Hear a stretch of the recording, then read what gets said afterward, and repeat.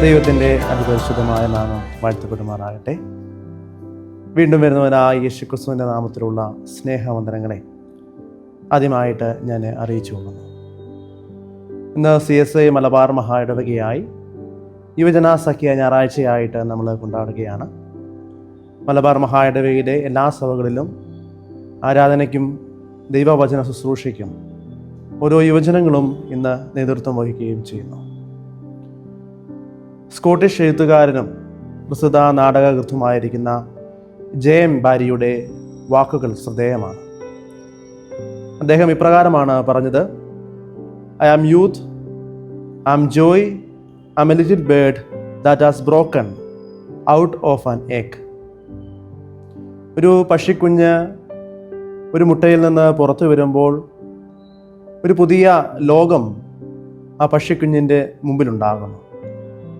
മനോഹരമായ സൃഷ്ടികളെ ആ പക്ഷിക്കുഞ്ഞ് കാണുകയും ചില അഭിലാഷങ്ങൾ ആ പക്ഷിക്കുഞ്ഞിൻ്റെ ഉള്ളിൽ ഉണ്ടാകുകയും ചെയ്യുന്നു. പ്രത്യേകാൽ ഓരോ യുവജനങ്ങളെക്കുറിച്ചും JM ബാരി കുറിച്ച വാക്കുകളാണ് ഇതിൽ നീളിച്ച് നിൽക്കുന്നത്.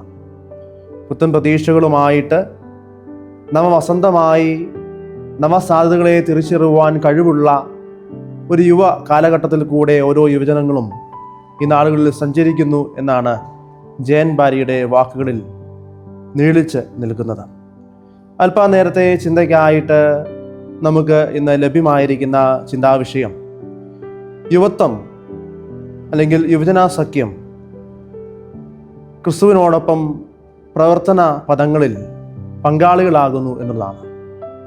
യുവജനങ്ങൾ ക്രിസ്തുവിനോടൊപ്പം പ്രവൃത്തി പദത്തിൽ പങ്കാളികളാകുന്നു എന്നുള്ള ചിന്ത. ഇന്ന് വായിച്ചു കേൾക്കുന്ന പഴയ നിയമ, പുതിയ നിയമ, സുവിശേഷ വേദഭാഗങ്ങളിൽ നിന്നൊക്കെയും 3 ചെറിയ ചിന്തകളെ നിങ്ങളുമായിട്ട് പങ്കുവെക്കുവാനായിട്ട് ഞാൻ ആഗ്രഹിക്കുകയാണ്.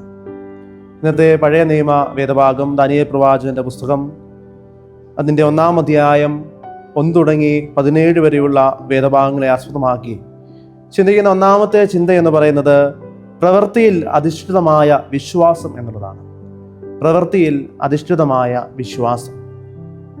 ഒരു വ്യക്തി തൻ്റെ ആത്മസംതൃപ്തിയെ അന്വേഷിച്ച് കണ്ടുപിടിക്കുന്ന ഒരു കാലഘട്ടമാണ് യുവജന കാലഘട്ടം എന്ന് പറയുന്നത്.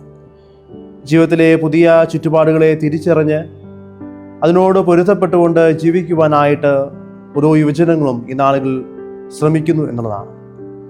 പ്രത്യേകം ഇന്ന് വായിച്ചു കേട്ട പഴയ നിയമ വേദഭാഗത്തിൽ നമുക്കറിയാം 4 ചെറുപ്പക്കാരുടെ ജീവിതമാണ് ആ വേദഭാഗത്തിൽ നമുക്ക് കാണുവാനായിട്ട് സാധിക്കുന്നത്. യെഹോയാക്കീം രാജാവിൻ്റെ വാഴ്ചയുടെ 3-ാം ആണ്ടിൽ തെക്കൻ ഇസ്രയേലായിരുന്ന യഹൂദ അവിടുത്തെ ബാബിലോണിലെ രാജാവായിരുന്ന നെബൂഖദ്നേസർ രാജാവ് പിടിച്ചടക്കി അവിടെ നിന്നും 4 ചെറുപ്പക്കാരെ അടിമകളായിട്ട് ബാബിലോണിലേക്ക് കൊണ്ടുവരുന്നതായിട്ട് നമുക്ക് കാണുവാനായിട്ട് സാധിക്കും.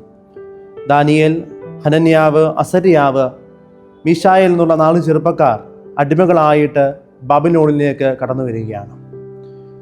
അതുവരെ ദൈവാലയങ്ങളിലെ ദൈവത്തെ തിരിച്ചറിഞ്ഞുകൊണ്ട് ദൈവവിശ്വാസത്തിലും ആ ഒരു പശ്ചാത്തലത്തിലും വളർന്നു വന്ന ആ 4 ചെറുപ്പക്കാർക്കും ബാബിലോണിലെ ബിംബാരാധനകളും അവരുടെ അനുഷ്ഠാനങ്ങളും വളരെ വ്യത്യസ്തമായ ഒരു അനുഭവമാണ് സമ്മാനിച്ചത് എന്ന് നമ്മൾ ഇന്ന് വായിച്ച് കേൾക്കുകയുണ്ടായി. അതായത് ജീവിതത്തിൻ്റെ പുതിയ ചുറ്റുപാടുകളിൽ പൊരുത്തപ്പെട്ട് ജീവിക്കേണ്ടതായിട്ട് വരുന്ന ഒരു അനുഭവത്തിൽ ആ 4 ചെറുപ്പക്കാരും വ്യത്യസ്തമായ ഒരു തീരുമാനമെടുക്കുന്നതായിട്ട് ഇന്നത്തെ വേദഭാഗം അവിടുന്ന് നമ്മളെ കാണിക്കുന്നുണ്ട്.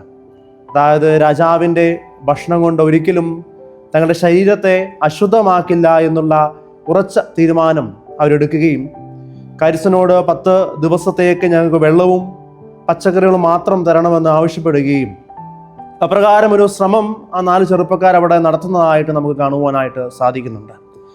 അവസാനം ആ വേദഭാഗത്തിൻ്റെ ഭാഗത്ത് ആത്യന്തികമായി ദൈവത്തിൻ്റെ വഴികളോടുള്ള ദാനിയേലിൻ്റെയും കൂട്ടരുടെയും വിശ്വസ്തതയ്ക്ക് ഫലപ്രദമായ ഒരു പ്രതിഫലം ലഭിക്കുന്നതായിട്ടും നമുക്ക് കാണുവാനായിട്ട് സാധിക്കുന്നു എന്നുള്ളതാണ്. ദൈവസന്നിധിയിൽ എപ്പോഴും വിശ്വസ്തരായിരിക്കാൻ, പ്രവർത്തന മണ്ഡലങ്ങളിൽ, ജീവിത സാഹചര്യങ്ങളിൽ വിശ്വസ്തരായിരിക്കാനായിട്ട് ഈ വേദഭാഗം ഒന്നാമതായിട്ട് ഓരോ യുവജനങ്ങളെയും ആഹ്വാനം ചെയ്യുന്നു എന്നുള്ളത്. പ്രവൃത്തി പദത്തിൽ അധിഷ്ഠിതമായി വിശ്വസ്തയോടുകൂടി ജീവിപ്പാനായിട്ട് ഈ വേദഭാഗം നമ്മോട് ആഹ്വാനം ചെയ്യുന്നു.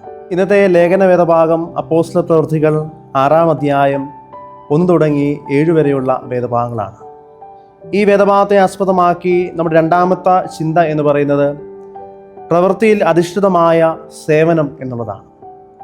ഇന്ന് വായിച്ചു കേട്ട ലേഖന വേദഭാഗത്തിൽ നമുക്കറിയാം, ആദിമ സഭയിൽ ഉണ്ടായിരുന്ന ചില കാര്യങ്ങളെക്കുറിച്ചാണ് ഇന്നത്തെ വേദഭാഗം നമ്മെ സൂചിപ്പിക്കുന്നത്. അതായത് ശിഷ്യന്മാർ വർദ്ധിച്ചു വന്നപ്പോൾ സഭയിലും അന്നത്തെ സമൂഹ പശ്ചാത്തലത്തിലും പലവിധമായ പ്രശ്നങ്ങൾ ഉടലെടുക്കുന്നതായിട്ട് ഇന്നത്തെ വേദഭാഗം സൂചിപ്പിക്കുന്നുണ്ട്. ആ പ്രശ്നങ്ങളെ പരിഹരിക്കുവാനായിട്ട് അവർക്ക് സാധിക്കാതെ വരുമ്പോൾ പന്തിരുവരുടെ ആജ്ഞ അനുസരിക്കുവാനായിട്ടും അവരെ ആ പ്രശ്ന പരിഹാരത്തിനായിട്ട് ക്ഷണിക്കുന്നതായിട്ടും നമുക്ക് കാണുവാൻ സാധിക്കുന്നുണ്ട്. എന്നാൽ അവർ കടന്നു വരുമ്പോൾ അവരൊരു പ്രശ്നപരിഹാരം അവരുടെ മുമ്പിലേക്ക് വെക്കുകയല്ല ചെയ്യുന്നത്, മറിച്ച് ശിഷ്യന്മാരെ വിളിച്ചു വരുത്തി അവരിൽ നിന്നും 7 ജ്ഞാനമുള്ള അറിവുള്ളവരെ തിരഞ്ഞെടുക്കുവാനായിട്ട് പന്തിരുവർ ആവശ്യപ്പെടുകയും അങ്ങനെ 7 പേരെ തിരഞ്ഞെടുത്തുകൊണ്ട് ആ 7 പേർ ഒരുമിച്ച് നിന്നുകൊണ്ട് ചില ചിന്തകളൊക്കെയും നൽകുകയും അപ്രകാരം ആ പ്രശ്നങ്ങളൊക്കെയും തീർത്തുകൊണ്ട് സഭ ഒന്നായി തീരുകയും സന്തോഷത്തിൻ്റെയും സമാധാനത്തിൻ്റെയും ഒരു അനുഭവം വീണ്ടും അന്നത്തെ സമൂഹത്തിലും സഭയിലും ഉടലെടുക്കുന്നതായിട്ട് നമുക്ക് കാണുവാനായിട്ട് സാധിക്കുന്നു എന്നതാണ്. അതായത് ഒരുമിച്ച് നിന്നുകൊണ്ട് പ്രശ്നങ്ങൾ പരിഹരിച്ച് ഒരുമിച്ച് നിന്നുകൊണ്ട് സന്തോഷത്തിൻ്റെയും സമാധാനത്തിൻ്റെയും അനുഭവം ആദിമ സഭയിൽ അവിടുന്ന് സമ്മാനിക്കുന്ന 7 ചെറുപ്പക്കാരെ നമുക്ക് ഇന്നത്തെ ലേഖന വേദഭാഗം സൂചിപ്പിക്കുന്നു എന്നുള്ളതാണ്.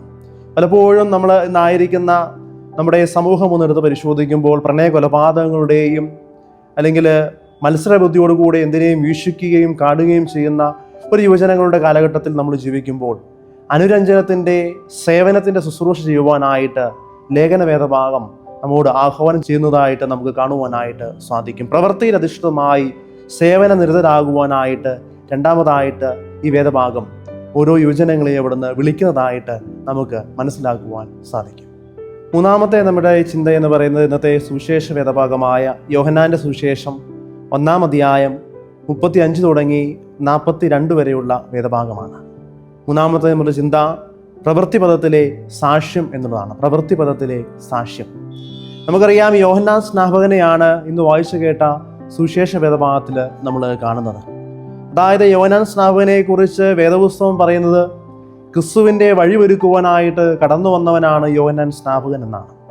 തൻ്റെ ജീവിതത്തിൻ്റെ ഒട്ടുമിക്ക നാളുകളിലും ക്രിസ്തുവിൻ്റെ വരവിനെക്കുറിച്ചും രക്ഷിതാവ് നിങ്ങൾക്ക് വേണ്ടി വരുമെന്നതിനെക്കുറിച്ചുമൊക്കെയും പ്രവചിക്കുകയും സംഭാഷിക്കുകയും ചെയ്ത ഒരു വ്യക്തിയാണ് യോഹന്നാൻ സ്നാപകൻ എന്ന് പറയുന്നത്.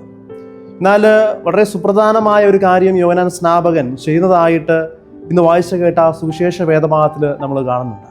അതായത് ക്രിസ്തുവിനെ കണ്ടുമുട്ടുന്ന സമയത്ത് തൻ്റെ കൂടെ ഉണ്ടായിരുന്ന 2 ശിഷ്യരെ കൂടെ ക്രിസ്തുവിൻ്റെ പിന്നാലെ അയച്ചുകൊണ്ട് ഇനി നിങ്ങൾ അനുഗമിക്കേണ്ടുന്നത് ഇവനെയാണ് എന്ന് പറഞ്ഞുകൊണ്ട് തൻ്റെ 2 ശിഷ്യരെ നഷ്ടമാക്കുന്ന യോഹന്നാൻ സ്നാപകനെ നമുക്ക് കാണുവാനായിട്ട് സാധിക്കുന്നു എന്നുള്ളതാണ്.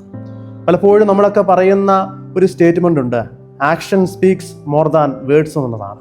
അതായത് വാക്കുകൾ കൊണ്ട് പറയുന്നതിനപ്പുറമായിട്ട് നമ്മുടെ പ്രവർത്തനങ്ങൾ ഈ ലോകത്തും ഈ സമൂഹത്തിലും സംസാരിക്കണമെന്നുള്ളത് ജീവിതത്തിൽ പ്രാവർത്തികമാക്കുന്ന യോഹന്നാൻ സ്നാപകനെ നമുക്ക് കാണുവാൻ സാധിക്കുന്നുണ്ട്. അതായത് ആരെക്കുറിച്ച് ആണ് യോഹന്നാൻ സ്നാപകൻ അതുവരെ സംസാരിച്ചത്? ആര് നിങ്ങളെ നയിക്കുവാനായിട്ട് വരുന്നു എന്നതിനെക്കുറിച്ചാണ് യോഹന്നാൻ സ്നാപകൻ സംസാരിച്ചത്. അവസാനം ആ വ്യക്തിയെ കണ്ടുമുട്ടുമ്പോൾ തൻ്റെ കൂടെ ഉണ്ടായിരുന്ന 2 ശിഷ്യരെ കൂടെ പറഞ്ഞയച്ചുകൊണ്ട് അവിടുന്ന് യോഹന്നാൻ സ്നാപകൻ ക്രിസ്തുവിൻ്റെ വഴിയൊരുക്കുന്നവനായിട്ട് നമുക്ക് കാണുവാൻ സാധിക്കുന്നുണ്ട്. വാക്കിനപ്പുറമായിട്ട് തൻ്റെ ജീവിതം കൊണ്ട് സാക്ഷിക്കുന്ന, ക്രിസ്തുവിനെ സാക്ഷിക്കുന്ന ഒരു വ്യക്തിയായിട്ട് യോഹന്നാൻ സ്നാപകൻ അവിടെ നിന്ന് തീരുകയാണ്. പ്രിയമുള്ളവരെ, പലപ്പോഴും ഇന്നായിരിക്കുന്ന യുവജനങ്ങളുടെ കാലഘട്ടം മത്സരബുദ്ധിയോടെ എന്തിനേയും വീക്ഷിക്കുമ്പോൾ സ്വന്തം നേട്ടത്തിനായിട്ട് എന്തും ചെയ്യുവാനായിട്ട് ഒട്ടും മടി കാണിക്കാത്ത ഒരു യുവജന കാലഘട്ടത്തിൽ നമ്മൾ ജീവിക്കുമ്പോൾ ചിലതൊക്കെയും വിട്ടുകൊടുത്തുകൊണ്ട് സാക്ഷിയാകുവാനായിട്ട് മൂന്നാമതായിട്ട് ഈ ചിന്ത ഓരോ യുവജനങ്ങളെ അവിടുന്ന് ആഹ്വാനം ചെയ്യുകയാണ്. പ്രവൃത്തിപദത്തിൽ സാക്ഷ്യമുള്ളവരായിരിക്കാൻ ഈ വേദഭാഗം നമ്മോട് ആഹ്വാനം ചെയ്യുന്നു. യോഹന്നാൻ സ്നാപകൻ അപ്രകാരമുള്ള ഒരു തീരുമാനമെടുക്കുന്നു, അപ്രകാരം പ്രസംഗിക്കുന്നു. ജീവിതത്തിൽ അവസാനം അപ്രകാരമുള്ള ഒരു സാക്ഷ്യം ലോകത്തിന് കാണിച്ചു കൊടുത്തുകൊണ്ട്, ശിഷ്യരെ നഷ്ടമാക്കി കൊടുത്തുകൊണ്ട് സാക്ഷ്യമുള്ളൊരു ജീവിതം നയിക്കുവാനായിട്ട് യോഹന്നാൻ സ്നാപകന് സാധിക്കുന്നുണ്ട്. പ്രിയമുള്ളവരെ, ഇന്ന് മലബാർ മഹാദേവകയായി ഓരോ സഭയിലും യുവജനങ്ങൾ ആരാധനയ്ക്കും വചന ശുശ്രൂഷയ്ക്കും നേതൃത്വം നൽകുമ്പോൾ പ്രവൃത്തിപഥത്തിൽ ക്രിസ്തുവിനോടൊപ്പം യാത്ര ചെയ്തുകൊണ്ട് ചിലതൊക്കെയും ചെയ്യുവാൻ സഭയിലും സമൂഹത്തിലും നമുക്ക് സാധിക്കട്ടെ. നമ്മുടെ ജീവിതം കൊണ്ട് സാക്ഷ്യമുള്ളൊരു ജീവിതമായിട്ട് തീരുവാൻ നമുക്ക് സാധിക്കട്ടെ. നാളത്തെ സഭ എന്ന് പറയുന്നത് ഇന്നത്തെ യുവജനങ്ങളാണ്. സഭയെ നയിക്കുവാൻ തക്കവണ്ണം യുവജനങ്ങളെ ദൈവം ബലപ്പെടുത്തട്ടെ, പ്രാപ്തമാക്കട്ടെ. ഒരുമിച്ച് നിൽക്കുവാൻ സ്നേഹത്തിൻ്റെയും അനുരഞ്ജനത്തിൻ്റെയും നിരപ്പിൻ്റെയും അനുഭവം സമൂഹത്തിലും സഭയിലും നമ്മുടെ കുടുംബങ്ങളിലും നമ്മുടെ സുഹൃത്ത് ബന്ധങ്ങളിലും കൊണ്ടുവരുവാൻ ഈ വചനം നമ്മെ സഹായിക്കട്ടെ എന്ന് പ്രാർത്ഥിക്കുകയും ആശംസിക്കുകയും ചെയ്യുന്നു. ദൈവം നമ്മളെ എല്ലാവരെയും അനുഗ്രഹിക്കുമാറാകട്ടെ. നമുക്കൊരു നിമിഷം കണ്ണുകളെ അടച്ച് പ്രാർത്ഥിക്കാം. ഞങ്ങളെ സ്നേഹിക്കുന്ന ഞങ്ങളുടെ നല്ല ദൈവമേ, കർത്താവേ, ഞങ്ങൾ യുവജന ഞായറാഴ്ചയായി കൊണ്ടാടുന്നു.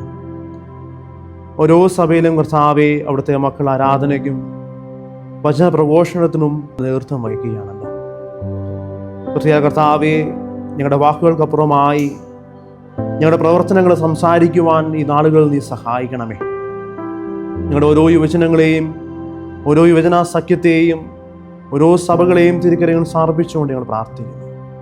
മാതൃകാപരമായി ജീവിക്കുവാനായിട്ടും മാതൃകാപരമായ സാക്ഷ്യമുള്ള ഒരു ജീവിതം നയിക്കുവാനായിട്ടും ഓരോ മക്കളെയും ദൈവമേ അവിടുന്ന് സഹായിക്കണമേ.